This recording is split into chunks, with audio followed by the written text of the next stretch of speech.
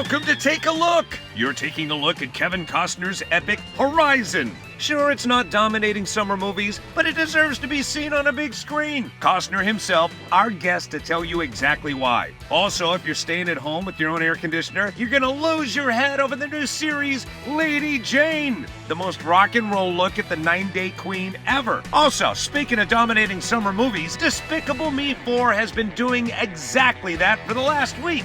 Minions proving size doesn't matter. Steve Carell grew himself, our guest as we take a look.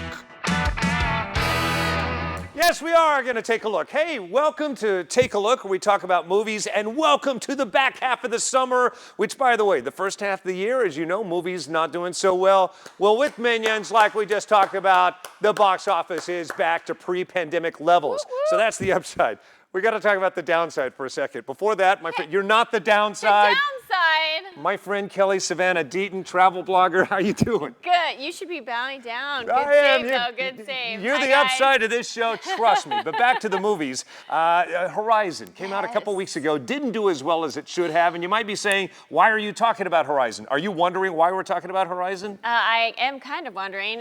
But it's an epic movie. Like, everyone should go see this. And the dismal part about it is he actually leveraged his own mortgage. Talking about Kevin Costner. Kevin Costner, $38 million to put his own money into this film. And now it's performing like this. I just hate to see when this happens because he's the general authority of Westerns. Everyone knows this. If he put his own money on this and lost it and it wasn't a good movie, I wouldn't be talking about it. But because he did, and it's a great movie, It is. You need to see. I sat down with him and I talked about it and also hijacked part of the interview to talk about my other favorite movie. Take a look. Oh, jeez. Nice to see you. Nice to see you. Congrats on this. Thanks. I know it's an epic film when I'm exhausted the next day having seen it. I feel like I lived through this. It's an event. Yeah, well, it's a journey, and the more authentic you can make it, you realize how hard it really was. People making their way out there unequipped to even know what they were going to run into, and the simplest things they had to provide for themselves, and most didn't even know how to do that. It was a struggle out there. A story of grit and perseverance for every single story within the story being told, and the same could be said about this movie. Right. If not for you and wanting to do it and knowing that you had to do it, it wouldn't get made. No, you don't see this, and and if you watch the second one, it gets harder for these people, and the third one gets harder. But you get to know them, and you start to, immerse yourself in this world, and you begin to love certain characters. You begin to maybe hate some, but it's life. And what's funny, all of your actors that I've talked to that are so excited to be a part of your passion project, and it's become their passion as well, talk about how it trickles down. Your kindness, your creativity, your drive trickles down to all of them. You made this in 52 days. Dances was like 3 times that amount. Yeah, it was 106. You ask a lot of every department. They did, and the women are driving force. It's only when it ended up going from 1 script to becoming 4. It was stunning that, even to me, that women dominated. They became every storyline, and these women, these are acting roles. These aren't like just women in the West. These are performances of their life. Brilliant stories, well told, and you haven't seen these stories in Westerns before. You haven't, I don't think. There's versions of them, but that's the obligation that I have to bring when you sit in the dark, that you're going to see something that feels highly original. That's my job. That's my passion, to surprise you, to thrill you, to hurt you, to kind of wear you out, to kind of thrill you, to break your heart. I keep getting distracted. I'm looking over your shoulder at this great valley shot. And I talk to Quentin Tarantino about you all the time. He and I share something. We saw Fandango in a movie theater no less than 5 times. And it was only in theaters for about a week. Yeah. So that was 40 years ago this summer. You were making that movie. What remains the same in you? Because there's a shot of you looking over that valley. Well, listen, because guys like Tarantino, they grew up loving movies. So they love to present a movie in the dark to people. They understand what it was like to sit there, and they want to be in the hands of a careful storyteller. When I watched Once Upon a Time in Hollywood, it was brilliant, and it was so careful. And I want my offering to not be dismissed. I want it to stand. I want it to surprise. And what will be? And what will be? Here's to us, Bud God! Here's to you, Bud God. Thank you. Good to see you, sir. Thanks for your time. There you go. How cool was that to see a 20-something Kevin Costner in his first movie with, again, Great America vistas behind him? Not to be confused, that was Fandango, his first movie, not Horizon, Okay, this new enough movie. about Fandango. This would have went so much better had you kept it on target on this current film. You always hijack these Kevin Costner movies. Wait, are you saying that maybe Horizon would perform better had I stuck to the topic That's and what promoted I'm saying. It's all your fault. All right, maybe so. Anyway, I talked to Ella, I talked to Isabel, and I talked to Luke Wilson about pretty much the ladies of this movie that make it its strongest. Take a look.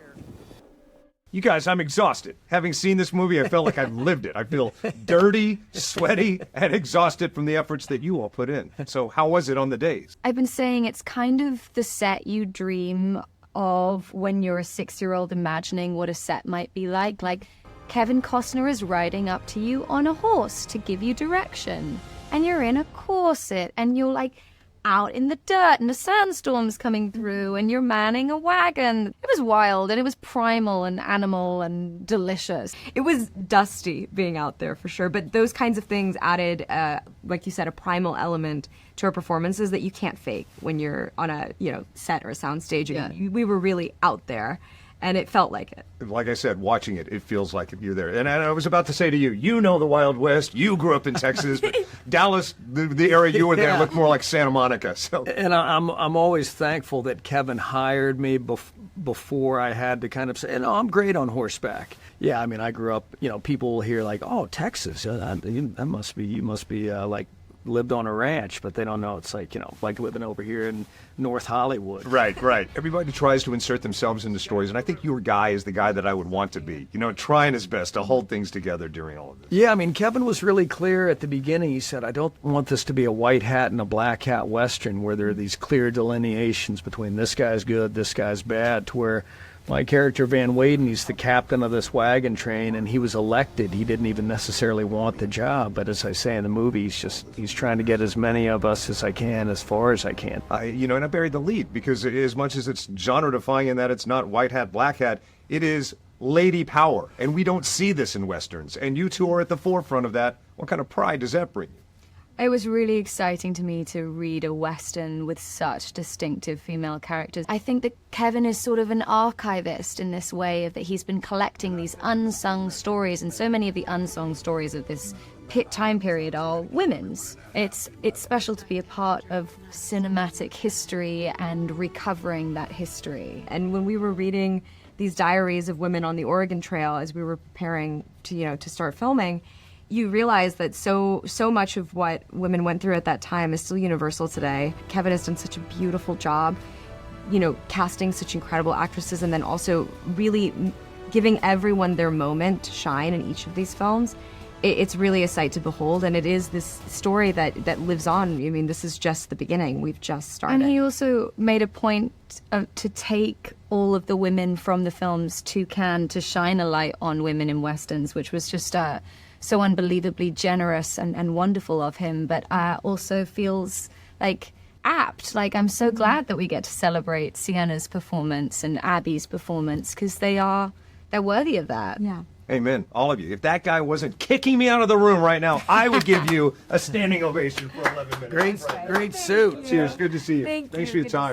Yeah, you know how it works. They literally shove you out of the room. Yes. And I did want to give them a standing ovation. They got over 10 minutes standing ovation at the most prestigious film festival in the world, Cannes. And that's amazing. And something to piggyback off of what you said in the interview is that I love about Kevin Costner is he will put all the shine on everyone else that makes the film when he's the leader. But the women power in this, they literally prop up the film, and I love to see that. You don't normally see that in Westerns. It's all men, cowboy hats, horses, but these women hold their own. And it's true. Epic. And I'm told that, this is a Powerful. two-parter, right? So part two, I hear that the stories get even more so that way, so I can't wait. I thought Luke Wilson was an interesting choice. Yes, I thought that too, but my main concern is, can he say, wow, like Owen Wilson? Okay, I've got an impression. Here's my impression of Owen Wilson had he been in this movie. Okay. Owen Wilson and a wagon wheel Send falls it. on his leg. Ow. That's all I got. All right, hey, coming up next, we're going to stick to Horizon because it deserves it. If you haven't seen this in a big theater, you should. As the temperatures soar across America, get out of them and go see this movie. It's 3.5 hours of a break, and we'll tell you why otherwise you should see it next.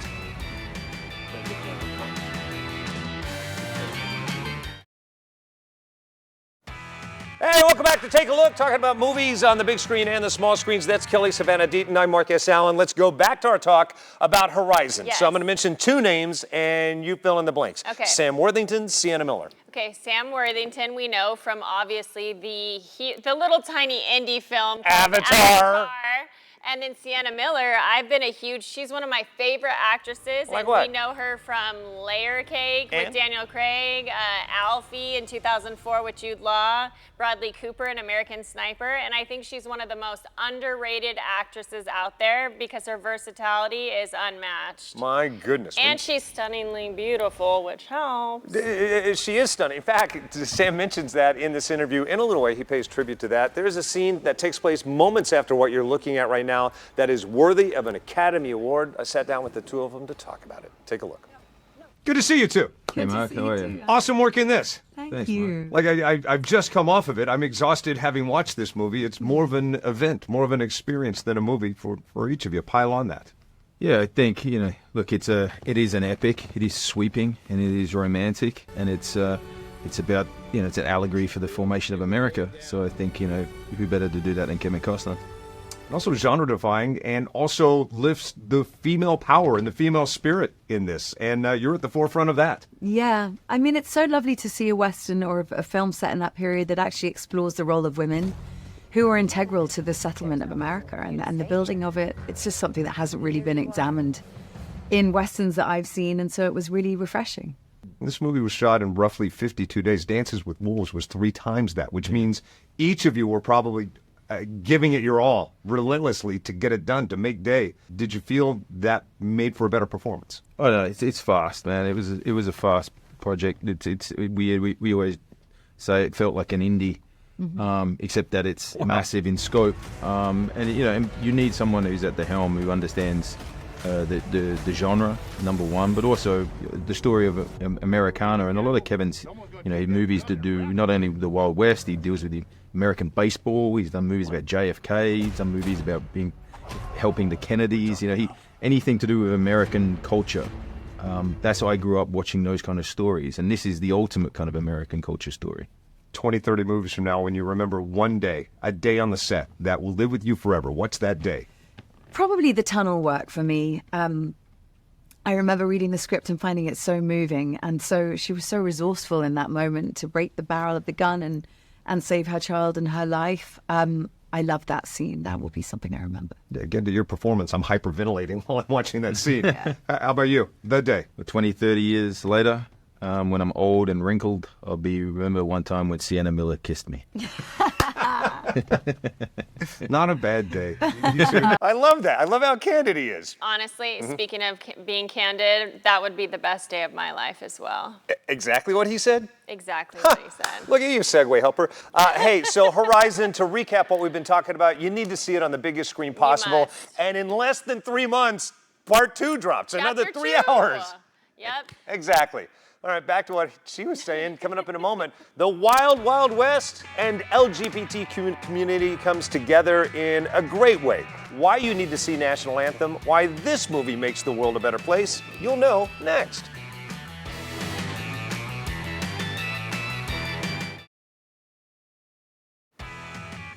Hey, welcome back. It is Take a Look, talking about movies on the big screen and small screen. The next movie you can see both ways.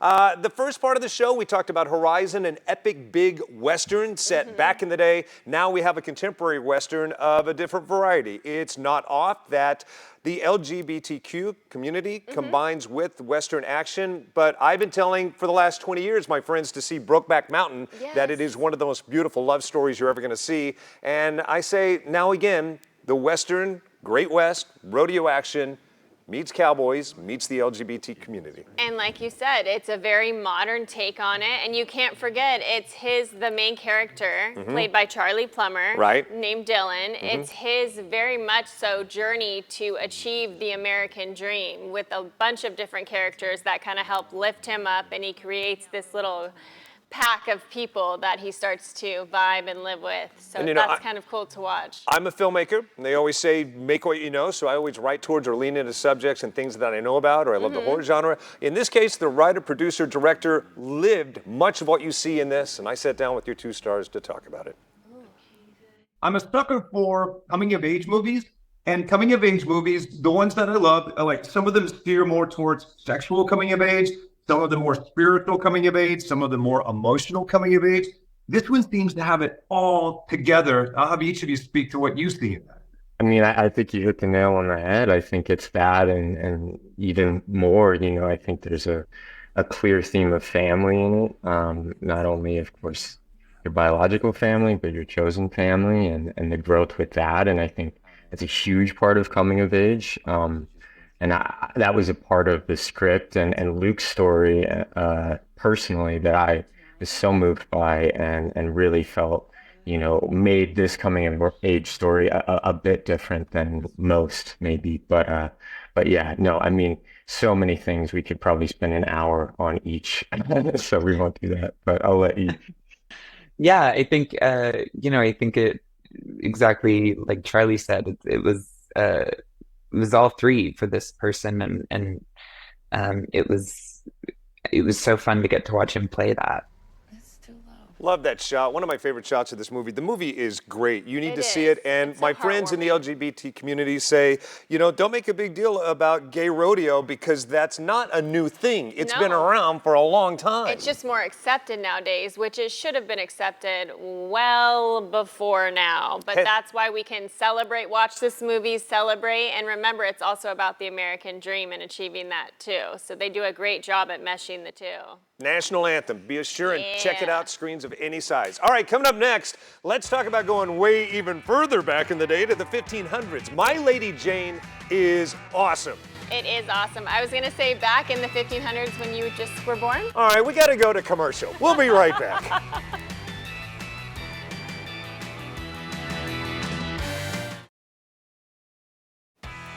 Come on back in and welcome back to the final moments of Take a Look. We've been talking about a lot of movies to see on the big screen right now. Hulu, thank you very much for coming to the small screen. Upon you as we speak is the series My Lady Jane. Yes, and you will get a lot from this. It's kind of a dark comedy. You'll laugh, you might cry. It's definitely one to not miss. It's about the queen from the 1500s who served for 9 days before getting her head cut off. Unlike that, this flips it upside down, and she's doing a lot of the cutting, Buffy the Vampire Slayer style. I talked to the stars about it. To my friends that always say, oh, I don't like period pieces, I go, yeah, but what about Knight's Tale? And they go, well, we love that. They are going to so love this. That is exactly the reference. A Knight's Tale is one of my favorite movies, and I do think, it is really quite similar with the music, the rock and roll, this sort of like heart in it with all this brilliant sort of comedy. Yeah, that's a really good I love reference. Robin Hood Men in Tights. It's a little bit Robin Hood Men in I Tights. love too. that film. Two, the sensibility and the notes the two were ringing out were joined together. This is that. Yeah, with a little bit of Buffy the Vampire Slayer thrown in. There's so many references, aren't there? Because I think, our showrunners are such, movie, TV buffs that there's Culture buffs. Culture buffs. I mean, you'll see it in the show. There's many a reference to an 80s film. It's kind of fun. They're like little Easter eggs. Everybody was committed in this. It's based on a YA novel, and I think that's why it's got such youthful punch, which is ironic for a century-old tale. But love My Lady Jane. Favorite part? I like all the Easter eggs, like Princess Bride. Oh, yeah. And I like how, like you said, they modernize it. So it has a very serious historical aspect, but then they kind of pull all the punches and do the modernization, make it fun, and make even people like you and you and you and you to watch it. Yeah, the music What's your has a lot. The music, I was just going to say the score. The music, much like Knight's Tale, moves this along. So check it out. Now playing, the entire series has dropped. Moving along, back to the big screen, and what conquered the holiday holiday weekend for over 10 days now. This movie has been #1, over $150 million worldwide. The Minions has placed the summer box office back where it's supposed to be. Movie theaters say thank you. I say thank you. I say thank you. And I asked Steve Carell when he knew he had a hit. Take a listen. One of the first clips that I saw of this film was a scene where Gru and Lucy are talking to each other, and baby Gru is there and responding so beautifully to Lucy and could not be less interested and is antagonistic of Gru. And it's such a beautiful animation because the timing of it is kind of impeccable. It's hard to time things comedically so well as in real life, let alone do it in a film. And the writers, editors, animators did such a perfect job. Yes, Gru Jr. is a chip off the old block, but boy, he does not like the old block to start with. We aren't supposed to lie. Don't think of it as lying. Think of it as high stakes pretending. High stakes pretending. That's the kind of writing I'm talking about. Thank you, Steve Carell. Thank you, Kristen Wiig. Sofia Vergara. The entire cast is amazing, but you already know that. You've already seen it. Go see it again. Get out of that heat this summer. All right, coming up next, the last big movie of the summer. With the exception of maybe Deadpool. But Twisters. Yes. We're going to go behind the scenes with the entire cast and crew. Kelly Savannah Deaton, where do we find you? At Kelly Savannah Deaton. Instagram. Find me on Instagram at TV Marcus Allen, or probably serving a Slurpee at a 7-Eleven near you. See you next week.